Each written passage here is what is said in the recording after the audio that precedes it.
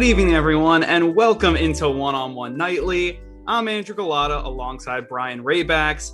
We're going to be with you guys live from 8:30 to 10 on Twitter and YouTube. And Brian, it's great to be with you, as I think we have a jam-packed show, as we're going to obviously check with the local teams: baseball, Mets, Yankees; basketball, also Knicks, Nets as well. We'll get into some MLB news with the A's and their situation, with they may be leaving Oakland. That's definitely an interesting talking point. And then the NFL schedule, it's finally released and out. It's 8:30 now, so for 30 minutes, we've had the schedules out, but it should just be, a fun show. And, I love this time of year where you have all these different sports. Oh, absolutely. We got a lot to talk about.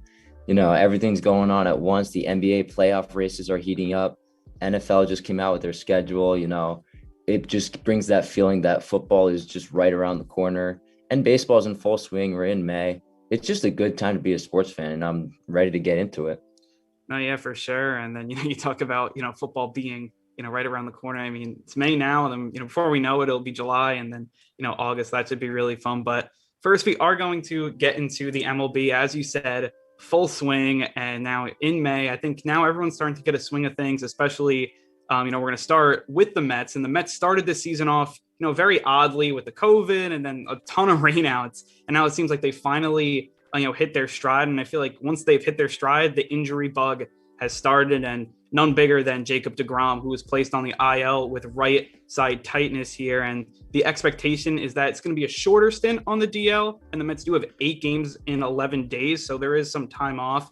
But obviously, that's a big blow for, in my opinion, the best pitcher in baseball. And obviously the Mets are playing good, winners of 7 straight, just swept, a 2-game series against the Orioles.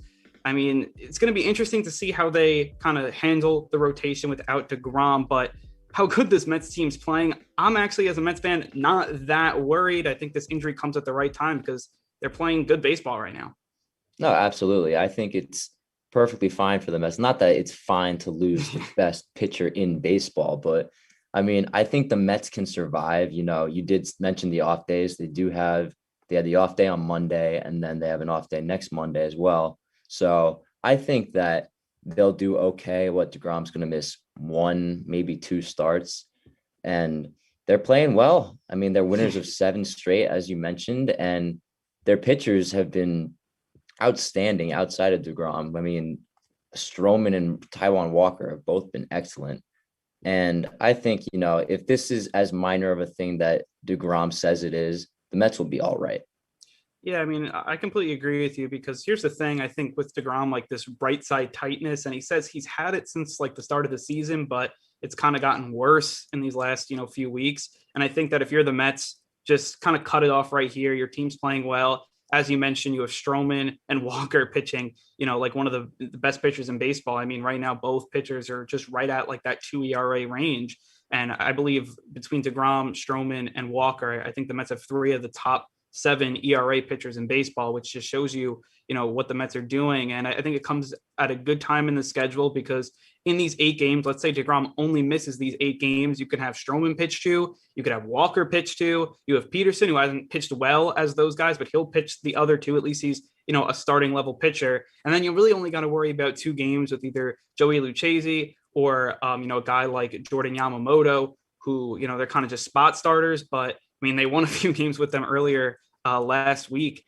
I mean, to me, I just think it came at a good time, and it's a smart move, because I feel like the Mets are known for letting injuries rag on and lag on. We saw it with Jed Lowry just, over these last few years. I feel just cut it right here and make sure that deGrom's healthy just, in the next 2 weeks. So, you're ready to go, because after this little 8 game and 11-day stretch, they go on a stretch with 17 games in 17 days. So being fully healthy for that, I think, is going to be of the utmost importance. Right. And that's kind of the impression that I'm getting out of this. This seems to just be a precautionary thing. If his right side is bothering him, it's good to kind of just shut him down for 10 days, however long it is, and not let this turn into something a lot worse where he's missing more important games down the line. So I really think that the Mets will be okay. He's eligible to return May 20th. So I think with the off days that they have, as well as, how their starting rotation's been, which has been a big part of the reason they're 5 games above 500 right now, I think that the Mets are going to do okay. Their rotation should be fine. And, if DeGrom's not missing that many starts, then good for the Mets. I think they're in good shape. Yeah, for sure. Especially, that rotation, if they're pitching like this, hopefully they can keep it up. I mean, it's starting to worry me a bit because you're kind of getting thin. Carrasco, you put him on the 60-day IL. So he's now pushed back until I think like Memorial Day or around that range. Syndergaard's going to be around that too, maybe a little later, probably in June. Seth Lugo out of the bullpen's also hurt. And like now you have DeGrom. So it's getting me a little worried, which I guess just shows you about Taijuan Walker, how good he's been, because if he wasn't pitching as good as he has, I think Stroman, everyone knew that he was going to be solid. Peterson, I think, is kind of pitched to the level kind of as that 5 starter. But Walker's that guy that to me is really overpitched.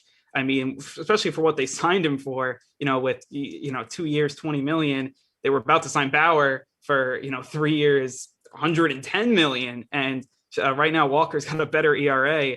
I mean, to me, that's the key signing, right now. And if he can keep it up for a few more weeks, once the Mets, get the reinforcements back, whether it's DeGrom, Carrasco, Syndergaard, I think that's going to be extremely important because, I mean, we'll see if Walker can do this for, a whole season, but I mean, I think that would be tough, but at least if he can pitch at this, I mean, really all-star level right now, for a few more weeks, I think that's just going to be huge for the Mets. And then if DeGrom stays healthy for the rest of the season, you're like, we did this at the right time and it ends up being a good move. Yeah, and I think you say it perfectly. I mean, I think other than DeGrom, Stroman and Walker have been probably the two most important pieces of the Mets' success so far this season. I mean, the bats, they haven't really woken up. They scored 7 runs today, but the bats really have not been there. I mean, Francisco Lindor was hitting below 200 up until today, and they're tied for dead last in runs scored still. So this rotation, I think, has really stepped up. I wasn't so sure about either of these two guys, Stroman or Walker, coming into this year, and they've both definitely exceeded my expectations. So I think as a Mets fan, with how slow the offense has been moving so far, you couldn't be happier with how the rotation is doing and how these guys are stepping up and how they're going to step up in the absence of DeGrom. So I think that if the offense gets going, the Mets could be a dangerous team to watch. And that's something I want to talk about real quick too. You bring up about the offense. Also, I know the runs are obviously aren't there. The home runs aren't either. I believe they're last in home No. runs too. And when you look at a lot of those home run hitters, it's not, it's Conforto, it's Alonso, it's Lindor, obviously. And, the list goes on and on of how many guys can hit 20 plus. Dom Smith. I mean, even James McCann was hitting 20 plus home runs, and he's just been, not the best, doesn't look the best signing right about now. And if this team could start hitting with this pitching, and the bullpen, I think, was another worry, but the bullpen's been really solid too, which, I mean, for me, I mean, I did not expect, you have Familia pitching well, you have like Miguel Castro pitching well, which like, to me, nobody expected, you have Aaron Loop, who they signed from the Rays, who's pitching well, Trevor May, and then Edwin Diaz, who now looks to me shut down. To me, it was the walk-in music from Timmy Trumpet, which I love so much. And like, to me, I mean, to me, if they can get this offense going, which I think they're starting to in the 7-game win streak, it's almost good luck to the rest of the league. And like, my thing was with the Mets, if they can stay around 500 or a little above 500 until they get the Lugo back and then Carrasco and then all the, reinforcements there, I think that they're going to be a really good second half team. And right now they're obviously 5 games over. So like right now, I think the Mets are definitely trending up, which, obviously is really good for the team. And if they can keep hitting, I mean, that's going to be, I think, huge for them. Yeah, I would say so. And this 7-game win streak, it's definitely big for the team's confidence, and it's just put them in a really good position. And in terms of this division, they look like the best team in the division so far. I mean, the Marlins, I don't really see them as a threat. The Nationals are off to a poor start. I would say the top competition really going forward should be the Braves, because they're 1 game under 500 now, but I assume they're going to get better as the year goes on. And I mean, I don't really trust the Phillies at all. To be no. honest, their bullpen just blows way too many games. So I think if the Mets just continue winning and beat the below average teams that they're supposed to, they've taken both the series 2 straight sweeps over the Diamondbacks and the Orioles, who are below average, but I wouldn't say are pushovers by any stretch of the imagination. So I like what they're doing. As a Yankee fan, it pains me to give the Mets credit, but you got to give it to them. They're the best team in the NL East, and they've been exactly what we expect in terms of success up until this point. Yeah, and I do think that's, you look at the NL East, it hasn't been good. I mean, that's been one of the big disappointments in baseball to start off. I mean, everyone thought this was going to be the world beater division, and the Braves haven't looked that good. You said they're one game under 500, and I agree with you. I think they'll turn it on. I think they're too good of a team, but right now they're not. I mean, the Mets have been solid, but they've been up and down, and then I don't trust the Phillies at all either. Mhm. With that bullpen, and to me, a lot of the team besides Nola and Wheeler is left to be to me to get better. And then the Marlins, to me, that was a 1 year wonder. I think they're a few years away. So I think it'll be Mets and Braves. It'll be interesting to see how it plays out. I know the Mets play the Braves in a few weeks, but I think that's going to be a big series. Even if the Braves aren't playing at the top of their game, just the Mets to pick up some games on them be really important. But I do want to move over now to today's game with the Mets. I know we touched upon it, but Matt Harvey, it was Harvey Day at Citi Field for the first time in a long time since 2017. And with Harvey coming into this game, with a sub 4 ERA, pitching pretty well as he's trying to obviously move over, transition from that, hardball ace for the Mets. Now he's trying to go over to this, pitch to contact type guy, completely different pitcher. And he didn't have the best day. Let's put it at that. 4 innings, four and 1/3 innings, 8 hits, 7 earned runs, only 4 Ks, and his ERA rose to 4.81, which I mean, for him is really tough. I mean, it was nice to see the Mets fans give him an ovation, which I mean, they gave him 2 ovations, which was nice. I mean, he pitched some amazing games with the Mets. I mean, obviously everyone talks about the World Series one, which was kind of his like last, I mean, dominant game, to be quite honest. But it's not even only that game. He had that whole playoff run was really good. 2013 was fun when he started the All-Star game. So I was happy to see the Mets fans kind of give him the ovation. But this game for Harvey reminded me a lot of those 2017 games when he was with the Mets before he got DFA'd, where he just got blew up. I mean, like it was just every start he didn't have it, and this was very similar. The Mets, they didn't hit any home runs, but they were just tattooing him. A lot of hard hit balls, a lot of hits with runners in scoring position, which is unfortunate for Harvey because I think Mets fans at this point are kind of rooting for him, but it just looked like 2016, 2017 Harvey. And I mean, obviously the Mets took advantage, won the game 7-1, and a laugher. But for Harvey, I think he said after the game, he was obviously almost put to tears by it. So I mean, good for him that he was able to come back, and the Mets fans have a nice ovation for him. But overall, obviously a tough game for him. Yeah, well, we were talking before the show. I was very surprised to see how well Matt Harvey was doing this season. Yeah. Because the last couple of years really have not been good to him. So it was a surprise to see him have success early on. But today he kind of looked like the Matt Harvey that we've been used to seeing for the last couple of years, which is unfortunate for him because it was an emotional day for him, as you mentioned, with the return to Citi Field. And I think it was great, the reaction that the Mets fans gave him. I mean, he provided so many moments for that team. Although they were brief, his legacy as a Met will live forever. So it was definitely good for him to get back on the mound at Citi Field and just to get that experience.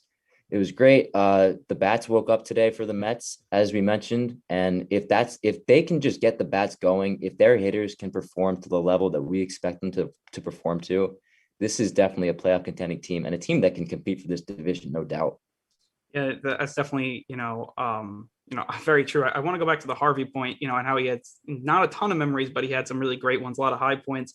But like for me, he was the first pitcher of this, like, from all these stud pitchers from DeGrom to Syndergaard to, Wheeler, who obviously is on the team anymore, but all these young pitchers, he was the first person. He was the first guy to really give the Mets hope. I'll never forget his first start. It was in Arizona. It was a late game, 2012 at that point. My mom and dad let me stay up for the game because Matt Harvey, he was the big prospect coming in, watch the game, with my brother, and he ended up pitching great. And, you just saw the stuff and you saw that, wow, this is what an ace pitcher looks like. And the Mets haven't seen that since, back then, since Johan Santana. So, I mean, it was great to see that young, stud coming in there. And then, the year after you had Wheeler and then you had Harvey and Wheeler, they pitched a double header and they both pitched like outstanding. It was like the future is now. And I know that the World Series didn't work out in 2015, made the playoffs 2016, but, obviously that didn't work out either. But I mean, he had some, amazing moments with the Mets, and he really took that New York mentality in, sometimes for the worse, but overall he gave the Mets an edge and he gave them something to talk about when the team wasn't very good. And then when the team was good, he was the alpha. He was the guy that, bring me back out for the ninth. I want to pitch it. And you just got to respect that. And for me, it's disappointing because it was injuries that took it away. It wasn't other things. And I think that's kind of, where I stand on Harvey, but he kind of ushered in this Mets era of amazing pitchers right now. And, I'll never forget that. Absolutely. Mets fans won't ever forget the contributions that Matt Harvey made to this team. His contributions to the World Series team, Yeah. they're just tremendous. And he was the real leader of that staff. And you gotta just tip your cap to him as a Mets fan. And I'm sure that his legacy will live on forever as the Dark Knight, as a New York Met. Yeah, no, yeah, for sure. And you talk about that 2015, what he did. That rotation, I mean, this rotation now compared to that rotation, they look pretty similar. Both to me look very, very good. And especially if Syndergaard comes back and Carrasco comes back. And I mean, we'll see. I mean, but if Syndergaard's like at top Syndergaard level, I mean, you talk about them competing, for a playoff spot. I think NL East would be very, likely. And at that point, I would be very interesting to see them in a playoff series because I think they'd be a tough out. Because if you can throw DeGrom and then you have a hard thrower with Syndergaard, then you have someone like Carrasco and Stroman and Walker, all that depth will be tough to beat. And if the hitting, if it's just good enough, that's all it's got to be good enough. I think this team is built for the playoffs, which to me makes them a very scary opponent when you're looking around the league, even if it's the Dodgers or Padres. I think that, this team is built to win a 5-game series or a 7-game series, which to me would in October is going to be really important. Well, to me, it just kind of depends on how Syndergaard and Carrasco come back. Are they, they're coming off of arm injuries. Are they going to be the pitchers that, the Mets want them to be, particularly Syndergaard, because he's just been hurt so often at this point. So I really think that's a big thing. But as we mentioned, if the bats wake up, if Francisco Lindor, we know he's not going to hit 200 the whole season. Like, let's be honest here. So I think that, these pitchers need to come back in good shape. They're in good shape right now, but if Syndergaard comes back as the dominant Noah Syndergaard we know, and if Carrasco's an above average starter, then this team could really do some special things. So I'm interested to see what they do in the summer and beyond. Let's see how this season rides out. Yeah, and for me, with one of those two guys, if they can get one of those two guys back to like their apex, I think you'd be happy because then you still have Peterson, who I think would be a 5-starter for the rest of the season, probably a bullpen piece in the playoffs. But if they can get back to that level and you have Stroman pitching well, you have Walker. Maybe he's not a 2 ERA pitcher, but if he's, I think, in the threes or something, I think that this rotation should be really good. Obviously, with DeGrom, playing at the top of his level as well, I think that's going to be really important. But again, I think this Mets team, it's starting to pick up, and it's also the same thing on the other side of town with the Yankees. Right. Who, had an amazing homestand, 7-2. They're playing tonight. They won last night against the Rays. Checking the score right now for that game. But the Yankees have been, to me, they're hitting their stride. And to me, this is like, you had to see this coming. This team was way too talented to struggle the way they did. And now they're finally waking up. And I know, Brian, you as the Yankee fan, you must be pumped to see them playing better. Well, it's just very nice to see. I mean, 5-10, you knew when they started that bad, like, a lot of Yankee fans just enjoy panicking, but I mean, I kind of knew they weren't going to stay this way for the whole season. And this past homestand proved it. I mean, good series wins against the Astros and the Nationals, who are two pretty good teams. And obviously the big sweep against the Tigers, that was pretty easy. And then 7-2, other than a few rough points on Thursday and Friday, this was a very good homestand. And kind of shows the team that they really are. And the biggest takeaway from this homestand and just the recent stretch of games for the Yankees has been the pitching. The pitching has stepped up tremendously. It was shaky at the start of the season and people were getting concerned, myself included. I was very worried about the starters outside of Cole, but the starters outside of Cole have been very good for the last couple of weeks. I mean, Corey Kluber's last 3 starts, they've been terrific. And he really seems like, the pitcher that we signed him to be. He's looking like the Corey Kluber of old. He started off slow, but the thing that I kind of noticed is that in his best years, his Cy Young years, he always gets off to not a great start and then finishes strong. So if that's what we're getting, then that's amazing. And, Domingo Germán has stepped up after a couple of rocky starts to start the season. And Jordan Montgomery has been good too. An interesting stat that I saw, Yankee starters have allowed 3 earned runs or fewer in 20 of their last 21 games. which is crazy. And, their offense, it's been up and down the whole season. So I think with the pitching there to pick up the slack, it's been truly a blessing for this team, considering the rotation had a bunch of question marks coming in. So with the way the rotation's going, and if the bats wake up and perform to their full potential, they should be able to catch the Red Sox with ease. Yeah, I don't know how much the Red Sox are going to be. I mean, we'll see. I mean, they're obviously playing good baseball now. Well, hopefully that'll be a good rivalry, though. I think just in general, if the Red Sox are good, that should be fun. It's always fun when the Red Sox and Yankees are good. But like, I mean, yeah, you're right. I mean, this pitching, when your pitching is solid, I mean, like I see it with the Mets obviously too, but it just helps you to be in every game. And to me, I think this Yankees offense, it's starting to get going, but as you said, it's been up and down. I mean, Giancarlo Stanton's been outstanding, which is great to see, but there's just been too many variables, or the vary and play up and down too much. And I feel like with the Yankees, I mean, Kluber, he's obviously, I think, been the key right now, because everyone knew Cole was going to be the key cog. He's pitching great tonight, 0-0 right now, just ended the sixth inning, and Cole, 6 innings, 7 Ks. I feel like when you put him up, like, to me, DeGrom's better, but in any other city, he'd be the best pitcher. I mean, I think he's number two. So I think that right now, beyond him, Kluber had to be that number two. And these last few starts, he's been doing it. And like, for me, my whole thing was, I thought he was going to start good, because obviously, he's a guy that, I thought coming in, I thought he would have been really good. And then he didn't. And I was just like, wow, that threw me for a surprise. I thought down the stretch, his arm would be a little tired, just because he's coming back from the injuries, a little older, obviously. And then he just didn't. And, he didn't start good. And then now I see it kicking in. I'm like, now maybe he was just having a bad start, as you said, and now going to be great down the stretch. Obviously, still a ton of game left to play, but he could be the key, I think, to this Yankee season. To have that number two with Cole, you're going to need it in the postseason. And we'll see if Kluber can be that guy. I mean, I don't think Herman's going to be, a number two. I think he's been solid, but I don't think he's a number two. Same with Montgomery and Tyone. I think he has the stuff to be, a postseason pitcher, but hasn't worked out so far. But it's still so early in the season that I could see him still, stepping up. But it'll be interesting to see, kind of how that works out. But I think the pitching, if Kluber's pitching like that, I think that's what the Yankees had expected. And you have Cole, Kluber in the postseason. You're hoping your bats are good enough with that bullpen, which we didn't even talk about yet. I mean, I think they'll be just fine. Yeah, I mean, you mentioned the bullpen. I just have to mention how good Aroldis Chapman has been this year. It's unbelievable.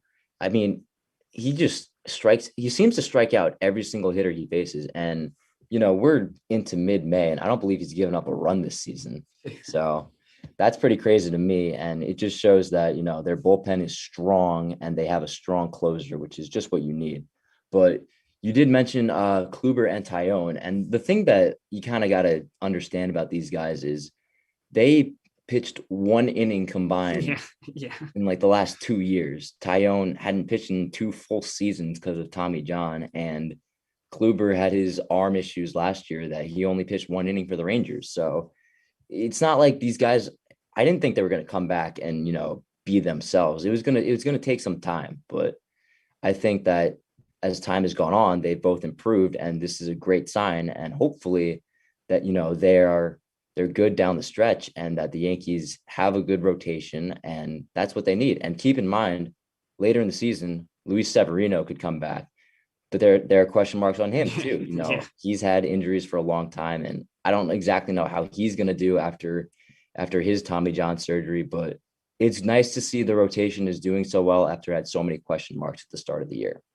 No, yeah, for sure. And just like for me, it's just like down the stretch. And like, as you said, and just, I'm still questionable about that. And that's something I said it before, and I'll say it again, just in the offseason, I would have loved them to add one more pitcher, like a guy that, and maybe they will, like at the deadline, and maybe they have to.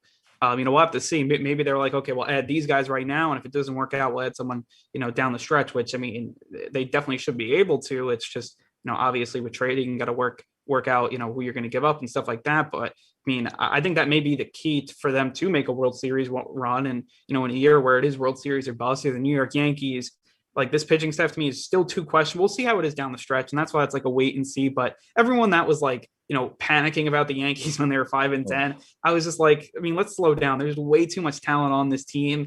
like I knew that, I had the question marks about them in September and October, not in April and, Mhm. May. And they're obviously showing it. And, for them, that's obviously, big, obviously I think they'll be fine. I think you probably think the Yeah. same.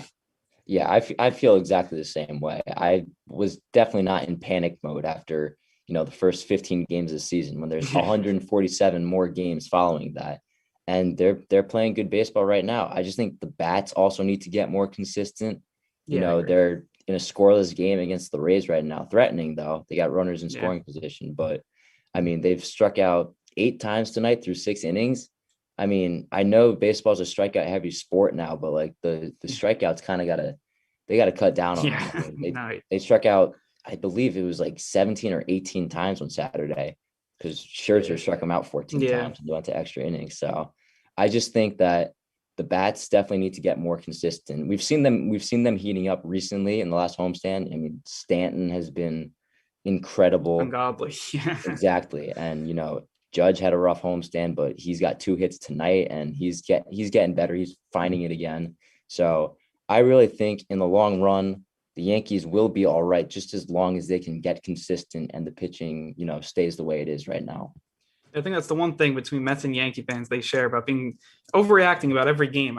Sometimes I don't think people realize it's a 162 game season, which I feel like even when the Mets, when they lost a few games in a row, it's like, just relax. I mean, these two teams, they have solid rosters, a lot of depth. They'll work it out. And probably the Yankees, I think, they have a better roster than the Mets coming into the year. But I mean, still, I mean, way too much overreaction for, a month into a season, 15 games.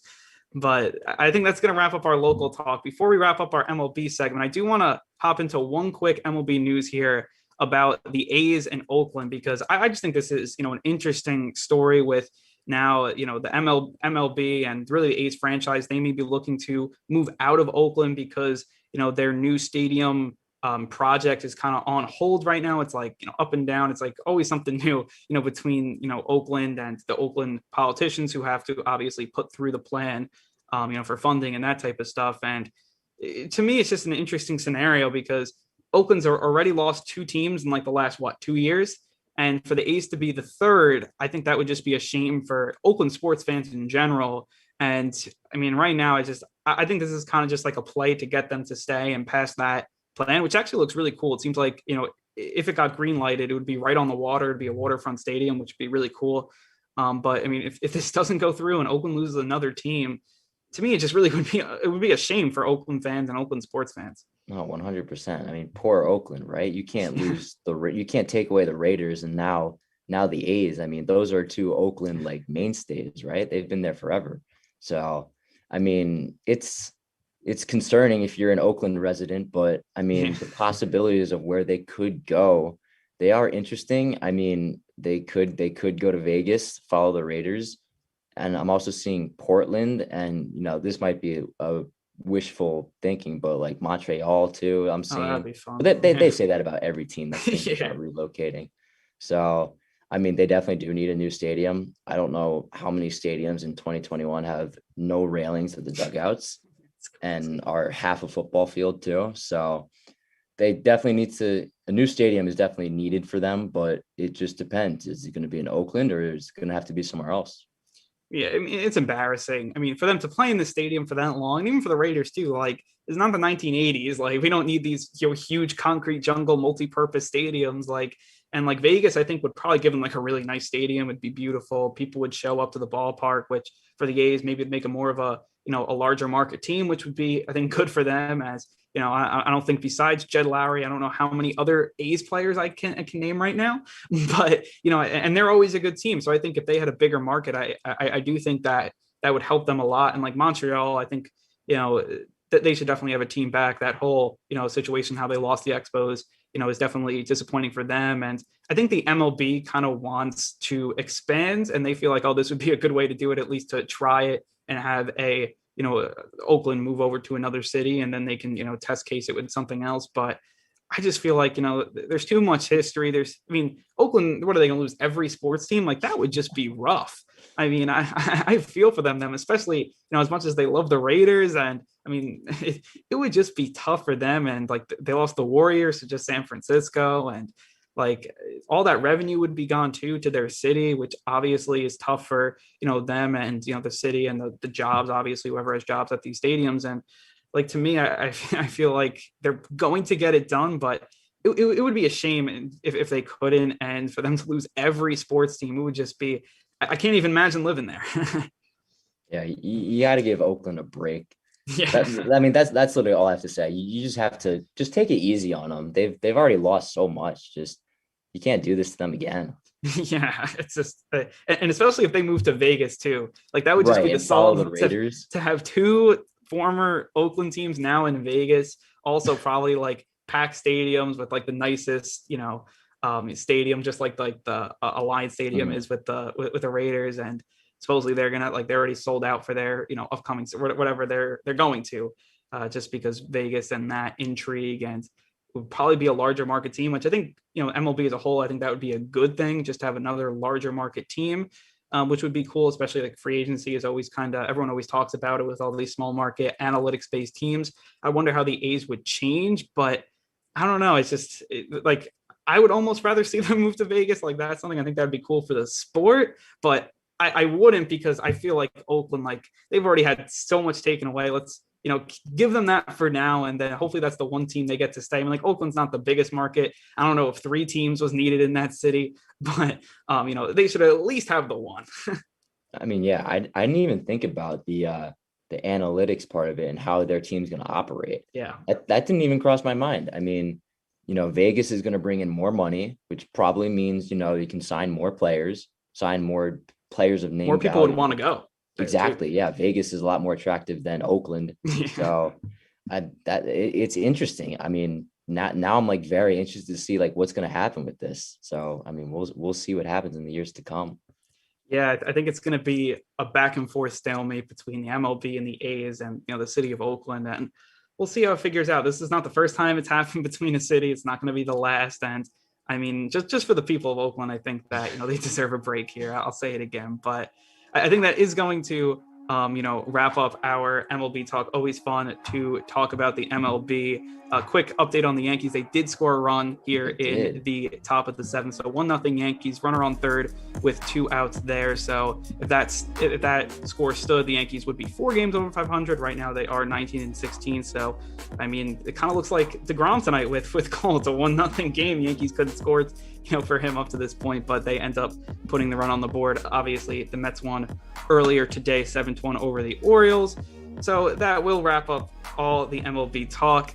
Next, we're going to get into the NBA, where we check in on the Knicks and Nets, all the local news. But first, we are going to take a quick break. You are listening to One on One Nightly.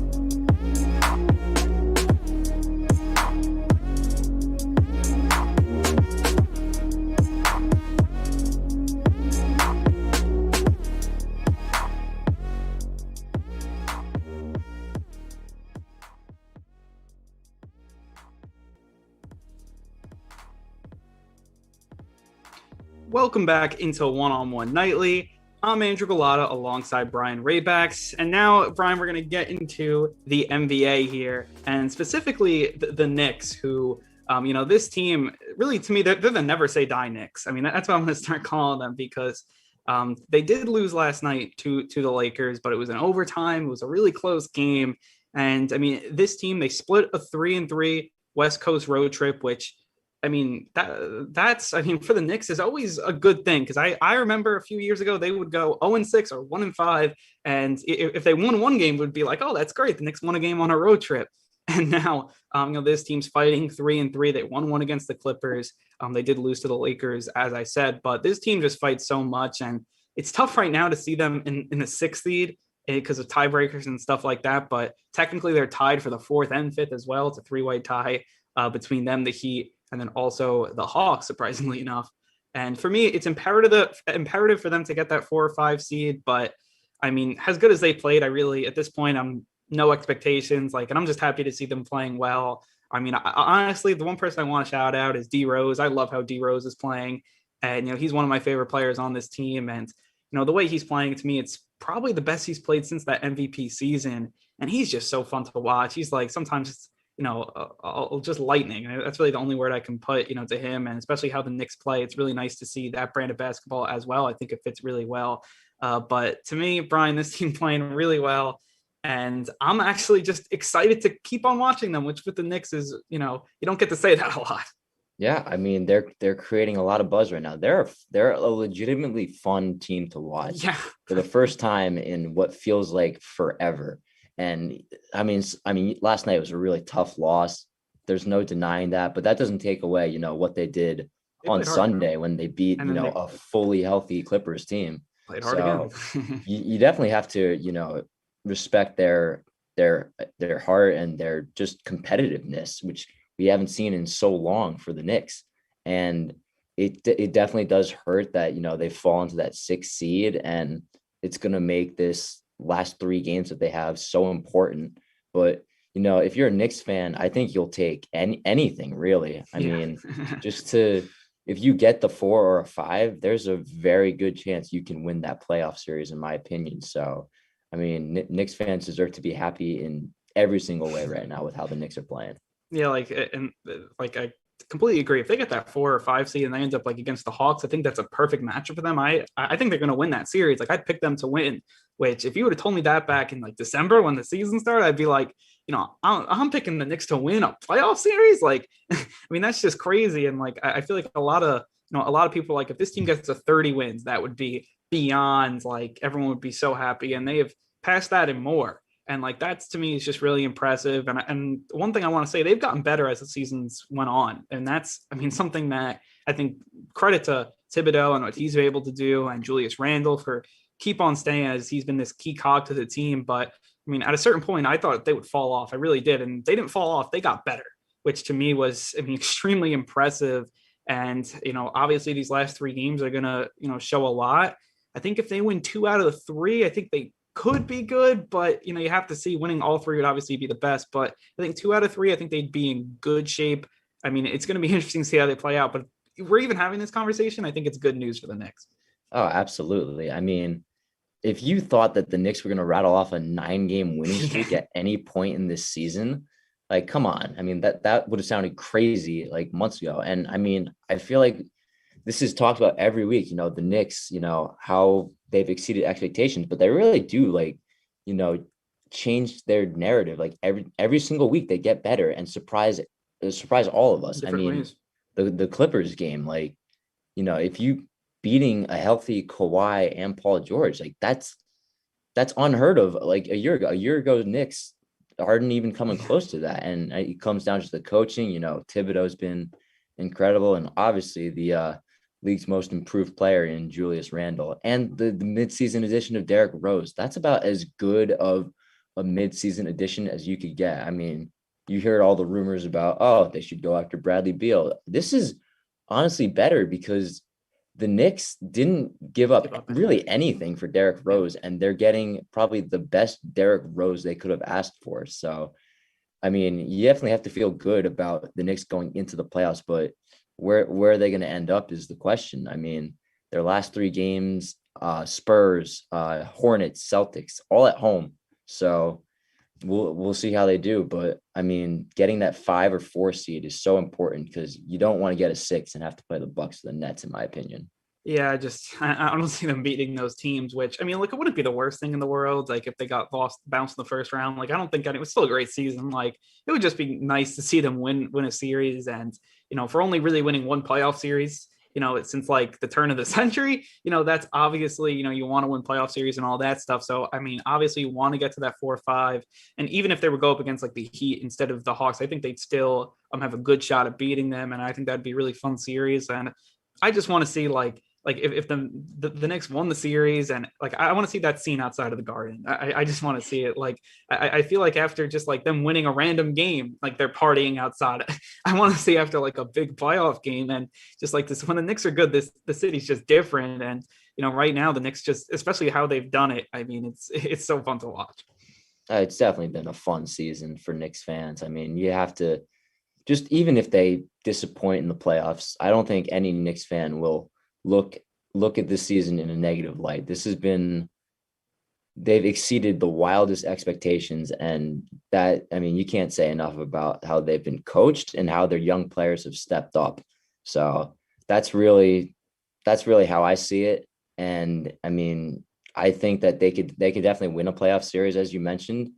Probably not if they play the Nets or the Bucks, because I mean, sure, they've proven that they can beat a good team, but in a 7-game series, Yeah. not sure. But this has definitely been the best Knicks season in the last what 10 years probably. Yeah, I mean, So, so or since however long it's been since they've since that made the mellow, playoffs. I don't yeah, have the since exact number in my head, but it's definitely been a fun ride, and maybe it'll lead to a playoff win. Who knows? But these Knicks are capable of pulling off the biggest surprises. So they're an interesting team to watch in the playoffs for sure. to me, this Knicks team, and I feel like across the NBA, just kind of the new like taking games off or like because of rest. This Knicks team doesn't take a break, which Mm. is really interesting, just because you see the NBA going a completely different direction, and this Knicks team's pedal to the metal every night. And it's like that's just especially because they're young, and I think they're a team that can do that. Like I mean, you have everyone fresh legs. They're not a team coming from the bubble from last year, so they should be every night, really pressuring you right down your throat, and they do that. And that's it's a team you don't want to see into the playoffs where they're not going to give you a game. And that's what I think is I think the biggest accomplishment from this Knicks season. They're not giving you games anymore. You don't look at the Knicks and be like, oh, they'll pull it over, it'll be an easy win, like we'll easily beat them. Now it's like, okay, we got to bring our A game, because if we don't, they're definitely going to bring their A game. So, we may lose to them. And that goes for if you're, a bad team, like whoever you want to bring up, or, a great team like the Lakers or the Clippers, like you got to bring your A game against the Knicks. And that's something that as a fan, you're extremely proud of, because the Knicks forever have been that 15-win team or 20-win team. That's just a, easy win. And that's not this team. And that's something that you can grow on. It's culture. And free agents will want to come to that, which, is really exciting when you start looking at, building a winner, a champion, not just a playoff team. Well, yeah, that's the thing. I mean, the Knicks, I mean, the market's clearly like not good enough. I mean, the team has to have some semblance of competence. I mean, we saw that with KD and Kyrie. They decided to go cross town in Brooklyn, but I think that the Knicks are in a really good position for their future. I mean, free agents, I can definitely see free agents wanting to come here. I mean, seeing what Thibodeau has done, I really think that players want to play for him, and it's just this team has one of the most interesting futures in the league, and I'm just so intrigued to see how it all plays out. Yeah, I mean, that's the thing. I think, also, I don't think they have to do necessarily what the Nets did. I mean, they could, Mm-mm. but I mean, to me, like, if they can get like a really just elite guard, and, really, I think that would be an amazing piece with Julius Randle, obviously. And if he continues his play, if you have RJ Barrett continuing, his development, I think they can be, I mean, if they can get one of those just, I mean, elite, a Dame Lillard, someone like that, I think that team could compete with the Nets, which would be, obviously really fun. And like, I think you can pitch to a Dame Lillard or whoever it is. Like, if you win with the Knicks, like that's forever legacy. Like that means more than like 2 championships with a lot of other teams. And I think you can pitch that if you have a good, foundation. And this Knicks team does, which, obviously, as you said, it's not just the market, but now they don't just have the market. They have this good foundation. And then you have a fan base that if you win, they're so starved that if you won with them, they'd love you forever. And I think you can pitch that. And I think the Knicks will pitch that. And I mean, I think this team beyond this year, I like that's like it's getting me excited right now, even though this team's obviously still in the running this year. Like, I mean, that it's gonna be fun. Definitely. I mean, for sure. But we're talking all these great things about the Knicks. The worst thing they could do is lose out and somehow find themselves in the play-in tournament. That would be typical Knicks fashion in a way, but their magic numbers too. Their last three games, as I mentioned, Spurs, Hornets, Celtics, those. And the good thing about the development of the Knicks is that those are teams that like we can see they can take care of business. Also at home, I think is important. Yeah, exactly. They're all at home too. So, I mean, the Celtics are definitely not a strong team right now, and they can just take care of business there. So I like the Knicks for the first time in such a long time. I'm not a Knicks fan, but they're hard not to like. Yeah. It's just hard not to like this team. Yeah, I mean, I completely agree. And, I think this team plays better at the Garden too. I think that's the big thing. And I think they score more. I mean, maybe it's just like confidence and that stuff. And you saw that during the winning streak. They won, a lot of, and they were scoring, not only just the defense, they scored as well. But again, this Knicks team will be really fun. And we'll see how it ends. I mean, yeah, you said worst thing happens, they fall into the play-in tournament. I wouldn't even like it if that's how it ended. Like, I wouldn't even be that upset. I'd be like, you know what, we still had a great season. You kind of hang your hat on that. To me, anything's gravy up to this point with the Knicks, and hopefully it ends up good. But if it doesn't, I still think that they built a great foundation, and it's still, to me, they're looking up. Whatever happens now, they're still looking up. We'll see how they do it, but the Knicks, they're competitive and they're a legitimate like playoff force, not in like serious contention, but they can make some noise, and they're not going to be an easy out. That's the thing. Earlier in the year, I was thinking, oh, I mean, if they make the playoffs, they're an 8 seed and they're going to get swept. But clearly, they've shown in the later parts of the season that they're not that team, and they can they could win a playoff series if they're matched up with the right opponent. That's the key thing. I think Heat or Hawks, you can win that series, but anything above that is iffy for me. But the Knicks, got to feel confident about them going into the playoffs if they're matched up well.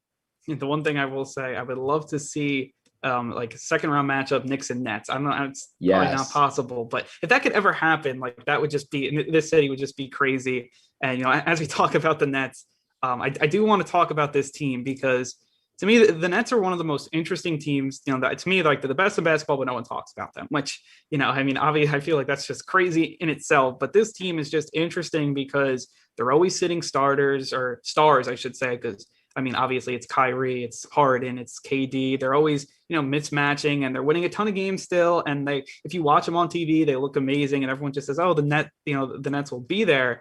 But I mean, this team is just so different because they're doing it. They're load managing. They're doing it a different way. To me, it's just really interesting to see how they finish out. They did have a tough stretch. They did lose 4 straight, but it seems like they're getting their legs back. You have James Harden coming back tonight.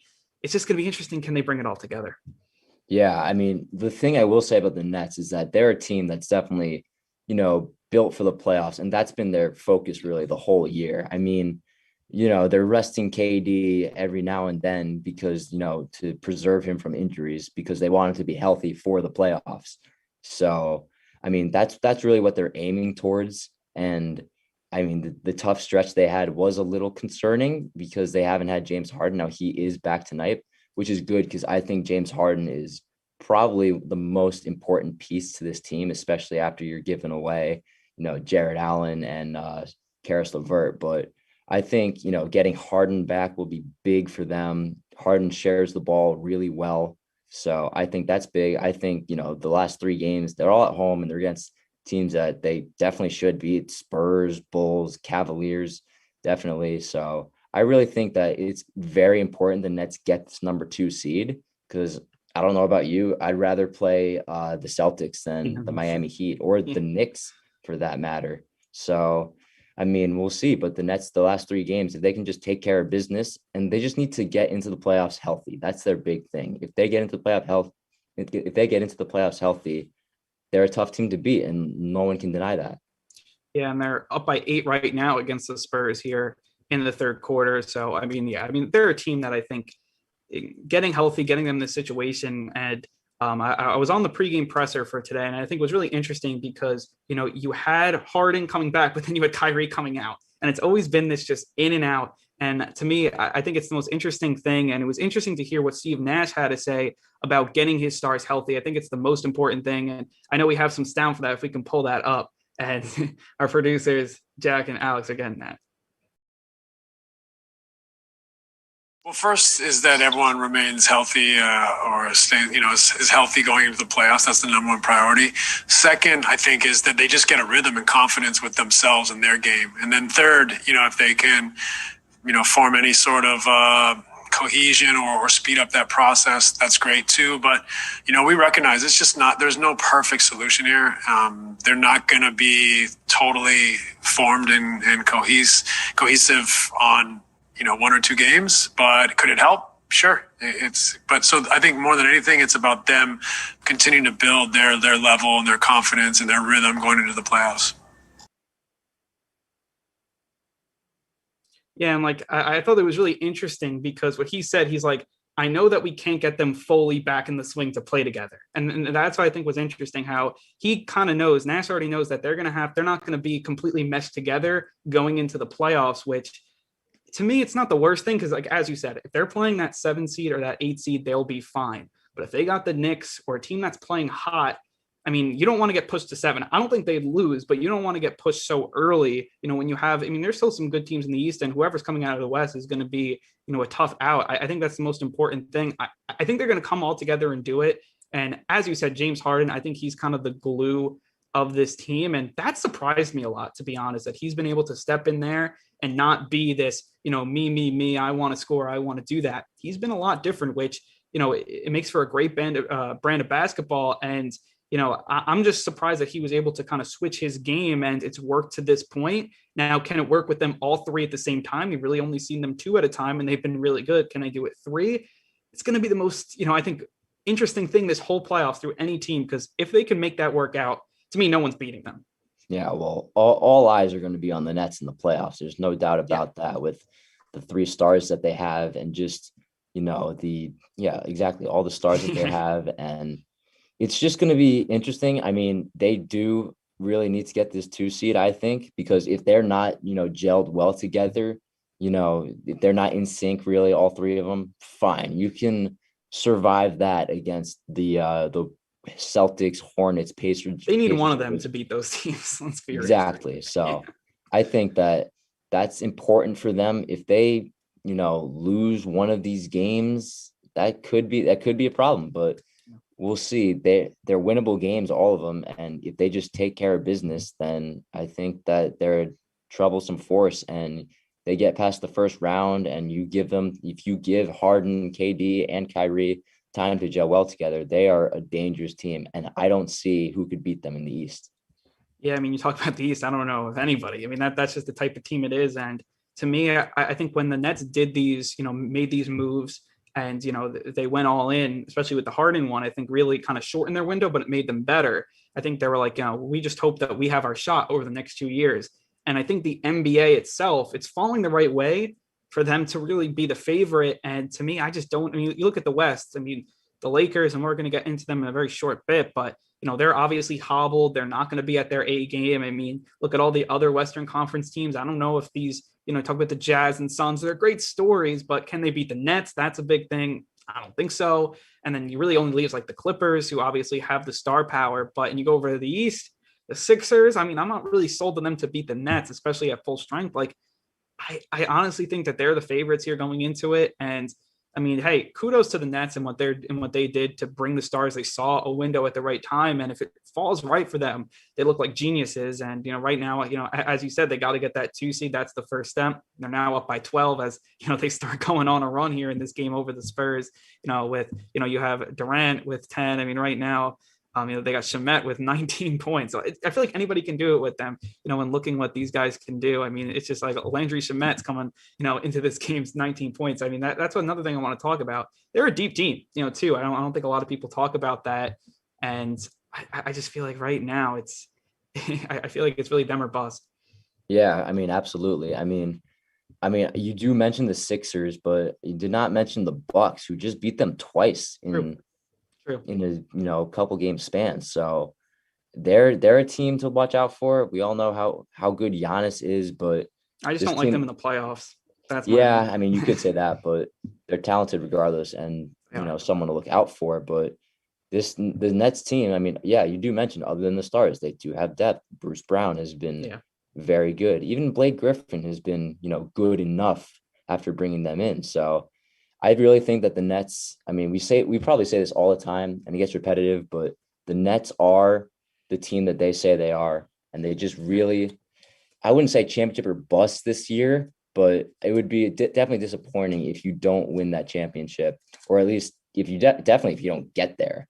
If Oh, you yeah. lose to the Sixers or the Bucks, I mean, that's a disappointing season. But I personally don't think they're going to do that. I think they're definitely getting to the finals.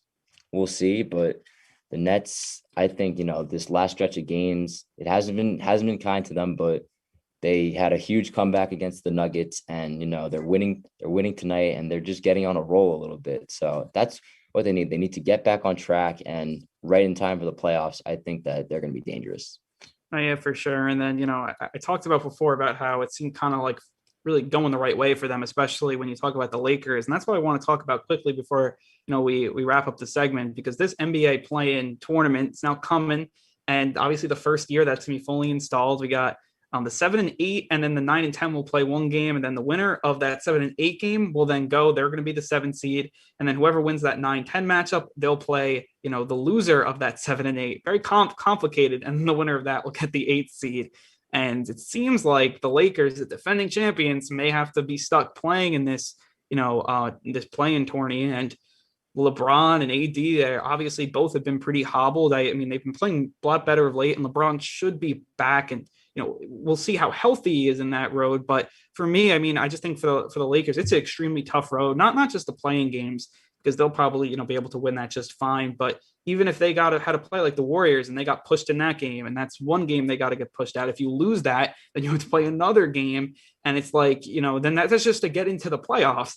And like I think is tough for this team, which I think a lot of people are saying, oh, they're just going to be fine because they got LeBron and AD. But I don't know right now. It's looking like a really tough path for them to repeat. Well, I mean, just thinking logically, if they have AD and LeBron both healthy, even if like LeBron's not at full strength, I don't think there's a very good chance that they lose 2 games I agree. and fall out of the playoffs entirely. But I mean, as of right now, they would have to face the Warriors, and I mean, the Warriors, they're not like an easy The way team to Steph's beat. playing. Yeah. I mean, yeah, they're better than the teams from the East for sure that are in the play-in tournament. And I mean, if they get bounced in that game, I definitely think they match up well against the Grizzlies, because the Lakers at their best are the best team in the West, and the Grizzlies are a play-in tournament team. But it's a bit concerning for the Lakers. You have to play a couple extra games when your stars aren't exactly fully healthy, and LeBron's not even back to playing right now. He should be back this weekend, but we'll see. I mean, it's really interesting that the Lakers have found themselves in this situation for sure. I mean, especially because they're playing so well with both AD and LeBron in the lineup. And like my thing is, I think they'll win the play-in tournament just fine. I think whoever they end, let's say they go 17 and they play the Suns, I could see them beating the Suns, which I mean, who knows? I think it would be a tough series. I think it would be a deep series, but I mean, just for argument's sake, even if they win that, then you have to play the Clippers, and I'm just like, that's a tough road just to even get to the conference finals. Like, I don't think that depth is as good as maybe it was last season or years before. And I honestly just think that, this year it's shaping up to not be LeBron's year. And then, you look at this Clippers team, and it'll be interesting if they got in. If they got in, I think that star power would give the Nets some trouble, but I would take the Nets stars over the Clippers stars.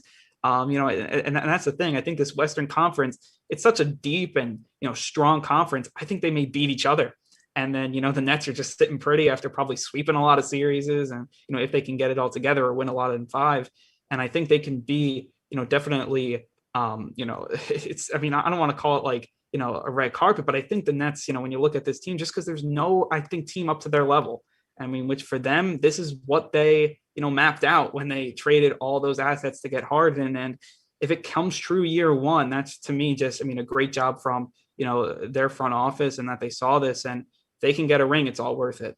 Right. Right when the Harden trade went through and, we saw the Nets playing at their best, it was I think a lot of people were pretty set on the fact that we would have a Lakers Nets NBA finals. But now with, the Lakers set to play in the play-in tournament, it gets very interesting. And really the West is kind of wide open. I mean, if the Lakers, assuming they get out of the playoff or the play-in, excuse me. Yeah. I mean, they're playing the Jazz or the Suns, which is no gimme series. Exactly. Those are two really good teams, and that's not an ideal first round matchup for sure. So, I mean, it's going to be really interesting. The Western Conference is, I mean, you could really see anybody coming out of the West. I mean, the Jazz are the top dogs, but they're no sure thing. So, I mean, the Western Conference is going to be a really interesting story when we get to the playoffs.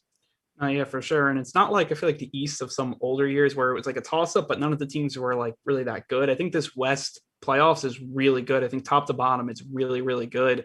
And that's something that I'm looking forward to see, because I don't think we've seen this strong of a conference in a while, but they don't have like that top dog. So I think it will be a really battle in that conference. And I mean, if you win it, it seems like you have, have to play an NBA finals against the Nets, which isn't, the best prize, but hey, I think it'll be interesting to see what happens. And I feel like just having, a lot of parity in this playoffs is going to be extremely interesting, and something we haven't seen in the NBA in quite some time. I feel like everyone in the last few years always like, oh, it'll be the Warriors. It's going to be, LeBron and the Cavs, and so it'll just be that. That's not this year, which I think is really a breath of fresh air for basketball.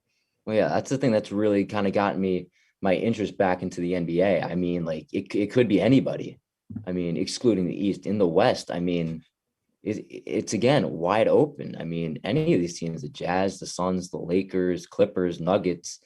I mean, who you can't like write one of those teams off saying like, well, one is one much stronger than the other. I mean, the Lakers would be the obvious choice if they were healthy and didn't have to go through this play-in tournament, but that's not the case. So, I mean, once again, the Western Conference is going to be something to watch. It's definitely my, peak of interest in the playoffs for sure. Yeah, for sure. And just one more update on that Nets game. They're up by now 13 over the Spurs with 4:12 left in the third quarter. But I think that is going to wrap up our NBA segment. To finish off the show, we're going to move over to the NFL and all the schedule news that came out today, which was obviously really fun. I always love checking my phone to see the, all the breaking news that came from that. But first, we are going to take a quick break. You are listening to One on One Nightly.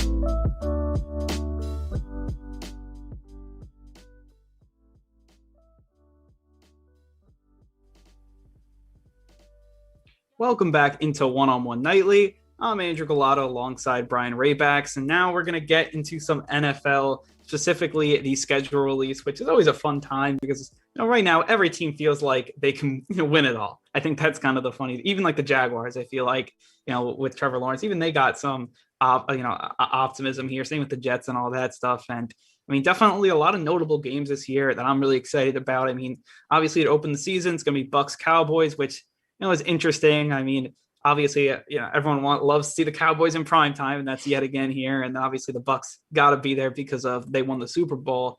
And so, I mean, that'll be a fun game for sure to start the season off. Then Thanksgiving, always, the headliner games: Bears, Lions, Cowboys, Raiders, and then Saints, Bills, which my Saints playing in the night game. They did it a few years ago. They went back to back. I think 18 and 19. They played that night game against the Falcons, but now they'll be playing against the Bills, which should be a fun game. Obviously, Saints will be without Drew Brees, obviously, but they still have a lot of intrigue. Jameis, what they're doing, Kamara, all that fun stuff, and the Bills. I mean, they're a fun team. It's interesting that they didn't put two division rivals. Usually they do that, but not this year. And then Christmas Day, which they had a lot of success last year. Then this year they're going to bring it back with two games, and that's going to be Packers, Browns, and then Cardinals, Colts. And then obviously here in New York, a lot of intriguing games around for the Jets and Giants. I mean, it wasn't just outside, also these two teams. I mean, I know that they may not be the most successful, but I mean, there are some really interesting games. So Brian, I do want to start here with the Giants. Most intriguing game for you. I know you're a Giants fan. So where are you looking at on this schedule? Like one of your, favorite games you're circling? Well, the first thing I will say is I was a little disappointed they didn't get any Sunday night game. I mean, they got one last year, and they started looking a lot better as the season went on to maybe think that they could get a Sunday night primetime game, but they didn't. It is what it is. They got 3 primetime games. They have week 2 on Thursday night against Washington. That's an interesting game because those are 2 teams that are kind of on the rise. Yeah. 2 teams that could be competing for this division. We'll see. And then week 8, they play the Chiefs on Monday night. And then week 11, they play Tom Brady and the Bucks in Tampa on Monday night. But the game I think I'm most interested in, and I think a lot of Giants fans have circled this game on their calendar, is week 12. They play the Eagles at home. And we got a lot of animosity with the Eagles for sure after the whole Sudfeld thing. So I really think that that's probably the game I'm most looking forward to. They open up the season against the Broncos, which is interesting, I will say. But yeah, I mean, looking down the 3 primetimes at Chiefs, at Buccaneers, at Washington, I'm just excited to see the schedule and just see what we're working with and just see what the Giants can do. Now we have the full slate of games in front of us, and the primetime games as well as the Eagles games are the ones that I'm looking forward to most, I would say. No, yeah. I mean, I think this Giants team's actually going to be really solid. I mean, I know they were they were in the playoffs, but they were 6-10, but I think they're going to take a step forward. And as you said, they were playing a lot better down the stretch. That offensive line was playing a lot better down the stretch, which I think they're more confident about here. And they got just so many weapons. I mean, you go from obviously Saquon. I think people forget he was out for the whole year, and, he should be good coming back, and obviously one of the best running backs in the league.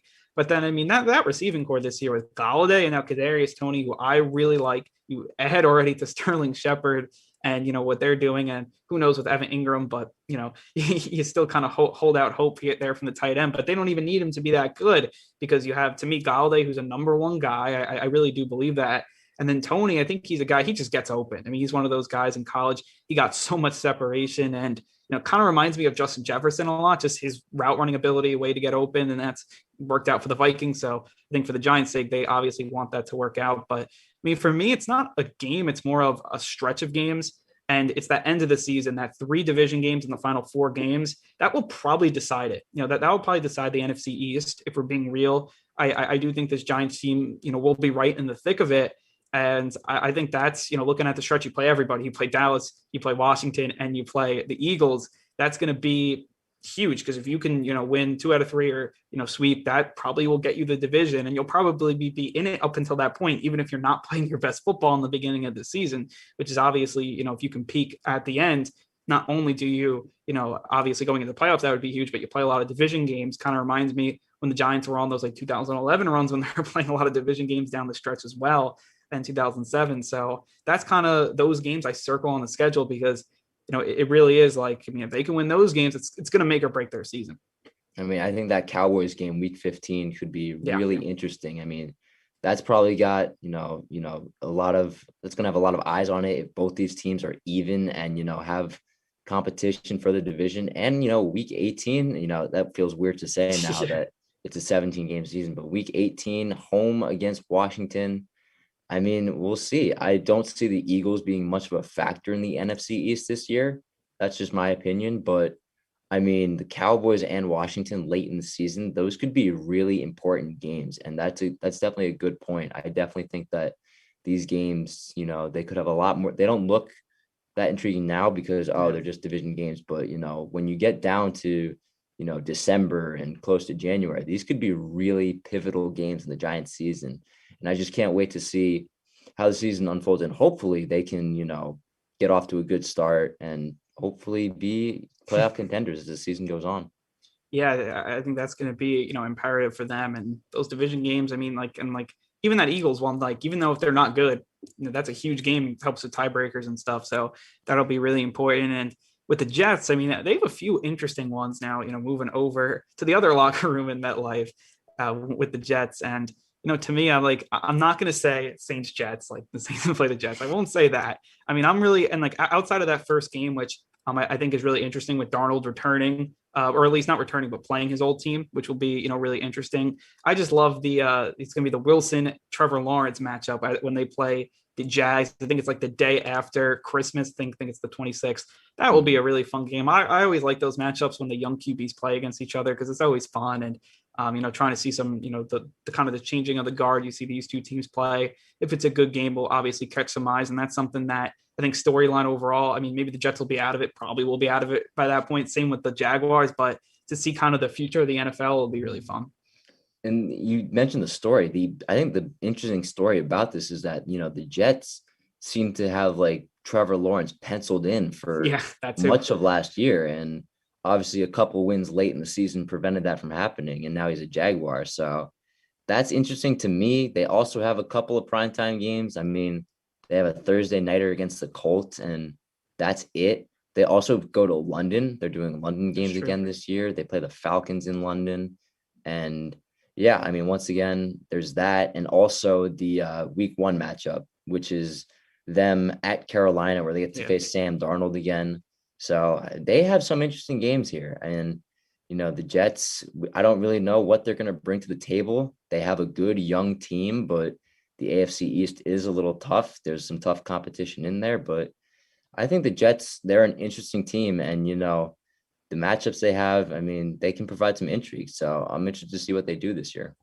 Yeah, I mean, with the Jets, I can't wait for that week 1 game, win or lose. The overreactions are going to be crazy. If they win that game, it's going to be like Zach Wilson, so much better than Darnold. We made the right decision. It's all great, especially if they, score a lot of points. And if they lose, they're going to be like, Douglas made the wrong decision. It's, I could just see the back pages already. And I mean, I love how the NFL put that game week 1 because they just set the Jets fans up for an overreaction. Absolutely. Yeah. I mean, if Sam Darnold beats the Jets, I mean, that's got to feel good for him, right? Yeah. I mean, the stigma is that, he didn't have weapons around him and the Jets ruined him. And this is his time to kind of prove that.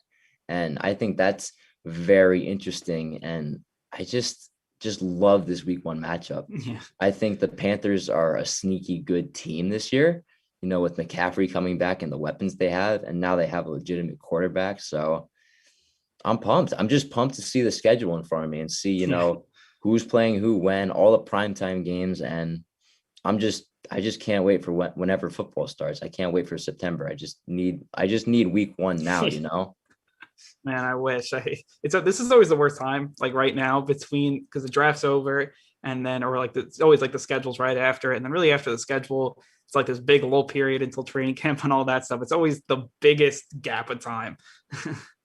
Absolutely. Yeah. I mean, you hit it right on the head. I mean, it's tough without football, especially for so long. But we get more football this year with the 18 game or the 17 game season. Got 18 weeks now. So season goes into January 9th. We get more football, and I just can't wait. I just need football now. And a couple of the Sunday night games are kind of interesting too. Yeah. Particularly the most interesting, in my opinion, it's got to be the Buccaneers at the Patriots, Oh because yeah. that's Tom Brady's Oh return yeah. home, and I'm excited to see how the crowd reacts to that, and how Brady does coming back to New England. They're gonna love him. I mean, I mean, as a He Saints fan, I deserves the like cheers. you. Yeah, I mean, like for you of Patriots, like I mean, like even like when the Saints were playing the Bucks, and I was obviously picking the Saints and all that stuff. Like I have Patriots fans in my mentions, like all that stuff. Like obviously they love Brady. I mean, like, rightfully so. He won them so many titles. But I mean, yeah, I mean that'll be very interesting. I bet he'll get a hero's welcome back. And I mean, for me, like my biggest, I would say non prime time, but still like in the 4 o'clock slot. Saints Bucks on Halloween is going to be electric in the Superdome. New Orleans on Halloween, all the voodoo superstitions there is crazy in itself, but the Superdome on Halloween, it always turns up. And this is going to be the first time that Saints fans and the Superdome gets to face Brady at full strength, because obviously last year with COVID they didn't get to do that. And it would also be the first time Jameis is going to be playing the Bucks. That will be a very, very fun game that I'm looking forward to. And I mean, I just want to see a full Superdome and Brady coming in it, and he's like this and trying to hear. That's what I want to see from Brady, and I know he would do that. I would just, I mean, like I'm very, very excited for that game, and really, I mean, always when the Saints play the Bucks, I do love it. I mean, yeah, that's the great thing. Assuming things keep trending upward, and Yes, we have we're allowed to have fans in stands. It's just going to be so nice to have, fans in the stadiums, football in silence with nobody there. It just kind of didn't feel the same. it's different. They fans bring the energy, especially in New Orleans too. That Yeah. place gets loud. So I think that, the Saints are going to benefit huge from having their fans back, and the Jameis versus the Bucks matchup is really interesting because, I gotta imagine Jameis, it doesn't feel good after being completely passed aside for Tom Brady. So it'll be interesting, especially with Jameis in general with the Saints. Is he going to be better? He got his eye surgery and he's had a year to kind of learn the playbook under Drew Brees. So that's an interesting story that I'm looking forward to this year. Obviously, the Bucks Saints matchup, it doesn't hold the same value with without Drew Brees, but either way, this is I think still with an Jameis interesting though, story. I think it's still a storyline, right? It absolutely is. You're right. So this is definitely one to look forward to for sure. Yeah, I mean, Jameis, he's saying all the right things. I will say that now.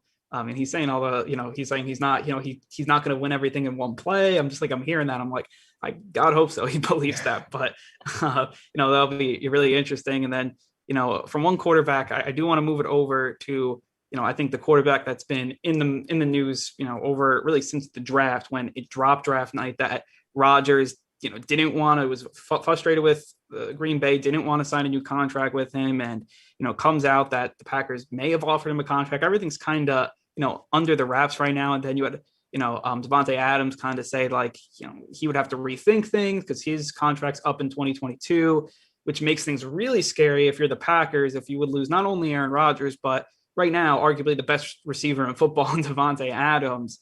And this right now, I mean, it probably is getting blown out of proportion a bit because no one has that much to talk about. And obviously everyone's trying to blow smoke a little bit. But I mean, if this doesn't get solved out by the start of the season, I'd be worried if I was a Packers fan, just because if it's not only, if it's just Rodgers, I mean, this team is still really good and, whatever. I think they can still weather the storm to be a playoff team without Rodgers, but they lost to Adams too.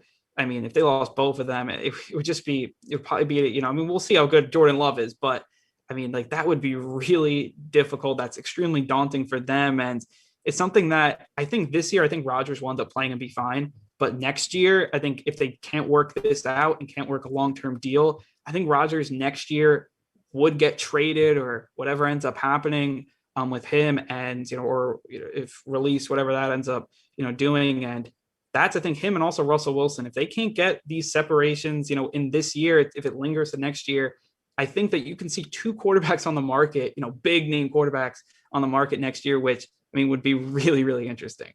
Yeah, I mean this whole Rodgers versus the Packers thing, it has to have, all football fans on the edge of their seat.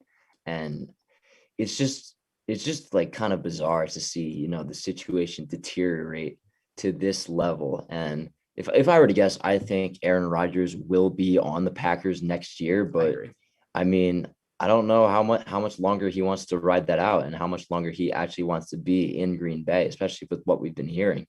And you're absolutely right. If they lose Rodgers and then you lose arguably the most productive receiver in the entire league, that's a huge problem. And I just don't think that, the Packers are going to be nearly as good, especially with Jordan Love at under center or Blake Bortles, who they just signed today. It depends which direction they go, really. But yeah, the Packers, I don't think they're really set up well in the long term, especially if Rodgers is this unhappy. And we just gotta see what the Packers end up doing. I definitely think that Rodgers will be on the Packers this upcoming season, but the window's a lot smaller now. You Yeah. don't have as much time as you think. I mean, with Rodgers, you just kind of assume that okay, the Packers are going to be fine, whatever. We'll at least be in the playoffs and be in a position to win the Super Bowl because him alone kind of puts you in that Yeah. position. But I mean, now you gotta be a little concerned. I mean, Rodgers, it's an interesting story to see where he could go and how the Packers kind of react from this. Yeah, I mean, it is very interesting. I mean, like the Packers must think Jordan Love is like very, very good because you don't do this unless you think Jordan Love is like a top 10 QB.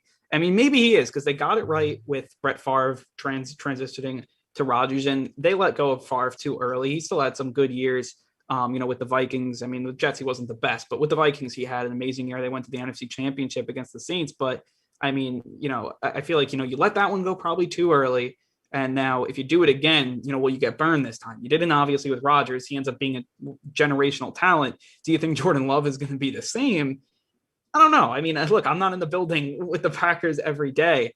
Like their brass is, but to me, it's something that you don't let Aaron Rodgers just walk out of the building, and it just to me you just appease him at the end of the day because you're right. If Aaron Rodgers is on that team, you at least got a playoff appearance, and then you could work it out from there. And it's interesting that obviously haven't added a lot of help around him. I mean, obviously Devontae Adams was a huge get, Aaron Jones a huge get. But really, besides that, not too much. The offensive line is really good too, I should say. But besides that, not too much. And like at a certain point, like, do you think that Jordan Love is going to be, Rodgers like? It's tough to let a talent like that leave your building. I mean, for any star leaving, I think you kind of see the same with Russell Wilson. Like, you don't want a talent like that, who could basically bring you to the playoffs, just leave. And I just don't see it happening. And I think if it does boil over, I think if the team's going to do it, it's going to be the Packers because they did it already and they worked out in their favor. Maybe they'd want to do it again. Maybe they feel like, they kind of have this quarterback thing figured out. I mean, if Jordan Love ends up being like a star QB, hats off to the Packers because, I mean, they obviously just know the future at this point. But I don't know. I wouldn't be, just be able to sell off Aaron Rodgers to get Jordan Love under center. Yeah, I mean, we're not seeing what the Packers are seeing, but I think most people can agree that Yeah. Jordan Love is not Aaron Rodgers. I Mhm. mean, that's definitely safe to say, in my opinion. So I think the Packers, you need to figure the situation out. You either have to figure out number one, is Aaron Rodgers here with you for the foreseeable future? Or, if you need to go trade him somewhere else and explore other options at the quarterback position. So I really think this is a kind of scary time to be a Green Bay Packers fan, to say the Yeah. least. But your franchise is pretty much in jeopardy with Aaron Rodgers potentially being out. So I really think that however the situation goes, I mean, this relationship between the Packers and Aaron Rodgers, it's broken. Souring. And Yeah. yeah, and they're offering him an extension, but it's pretty clear that both these teams are not on the same page, and they better get on the same page if they want to win a championship.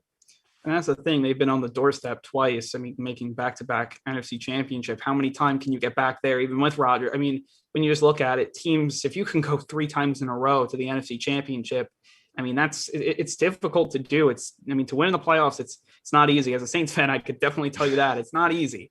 And, I think Packers fans could probably tell you the exact same. And how many times can you get back there, before you break through? It's difficult. And, I think the Saints are also kind of, in that same boat. Like, I mean, making the playoffs 4 straight years, and now you're changing quarterbacks. How difficult is that going to be? But I mean, it's just like for this Packers team, can they finally break through with Rodgers? And maybe they feel like maybe they do, like maybe we should rebuild and we can't get there. But I don't know. This team is so good. And I mean, I think if you put this team on the field in 2021, I think they'd be right back to that NFC Championship bearing injury, or close to it. At least they'd be back in the playoffs. But it's kind of just interesting to see if they'd be willing to just break it up before it falls apart.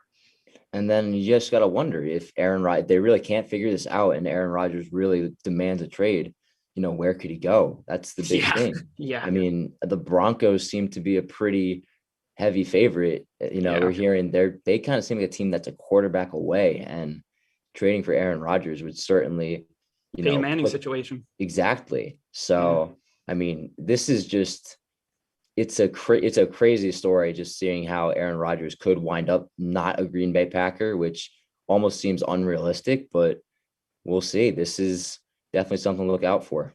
No, yeah, for sure. And you talk about the Broncos. I was actually talking to one of my buddies about it, and I was like, Broncos fans, if they won a championship with Rodgers after kind of just getting Peyton Manning and just winning, they get 2 championships without building like, a star from, or like a star QB from the bottom up.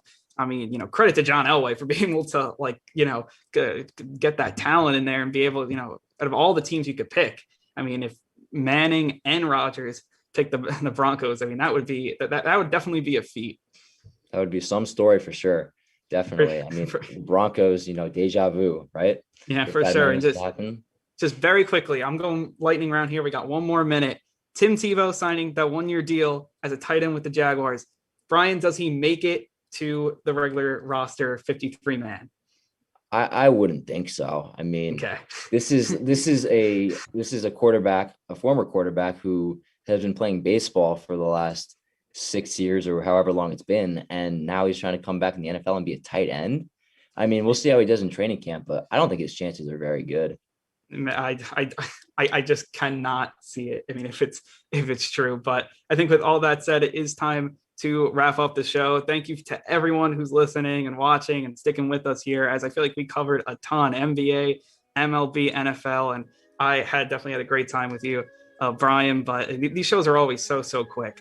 But for our producer, Alex Holes, and also Jack Roche helping here in production, who helped us keep the lights on tonight, and for my partner, Brian Raybacks, I'm Andrew Bellata saying get some sleep, everyone. Have a great rest of your night. One-on-One Nightly is a production of WFUV Sports.